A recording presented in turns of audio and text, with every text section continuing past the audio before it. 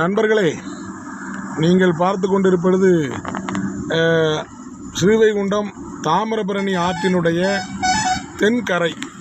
ஸ்ரீவைகுண்டத்திலிருந்து ஆழ்வார் திருநகரி வரை செல்லுகின்ற கரை. இந்த கரை இப்படியே கேமலாபாத்து தென்திருப்பேரை வரை போட்டிருக்காங்க நண்பர்களே. 2023 வெள்ள சேதத்தை அடுத்து அரசாங்கம் ஒதுக்கிய பணத்தில் பிடபிள்யூடி டிபார்ட்மெண்ட், பொதுப்பணித்துறை இருக்கு பார்த்தீங்களா, ஒரு டிபார்ட்மெண்ட்டு.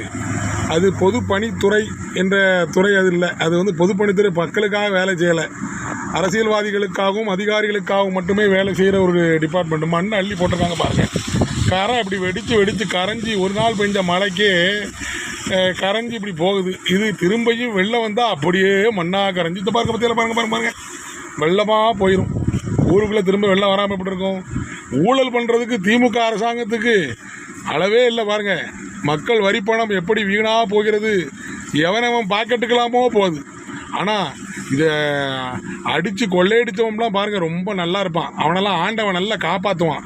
இதை கண்காணித்த அதிகாரி இருக்கான் பாருங்க, அவன் ரொம்ப ரொம்ப நல்லா இருப்பான். அவனையும் ஆண்டவன் பிள்ளைகளெல்லாம் காப்பாற்றுவான். வேறு என்ன செய்ய, நம்ம சாபம் தான் விட முடியும்.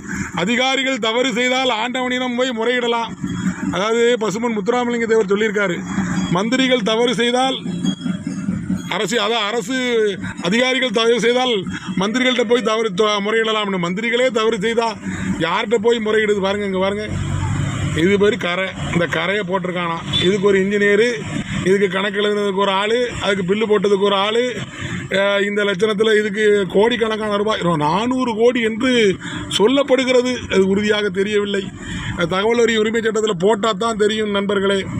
இந்த கரை கிட்டத்தட்ட ஒரு 10 கிலோமீட்டருக்கு மேலே போட்டிருக்காங்க.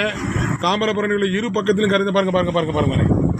இரு பக்கமும் போட்டிருக்காங்க இந்த கரையில். இந்த லட்சணம் அவ்வளோ ஆக்கமாக இருக்குது அரசாங்கத்தோட திட்டங்கள். நண்பர்களே, இந்த வரிப்பணம் மக்களுடைய வரிப்பணம், உங்களுடைய வரிப்பணம், என்னுடைய வரிப்பணம், நாம் அனைவரும் செலுத்துகின்ற டாக்ஸிலிருந்து கட்டக்கூடிய பொதுமக்களுடைய வரிப்பணம். இந்த வரிப்பணத்திலிருந்து இப்படி போட்ட ரோடை நம்ம விடலாமா?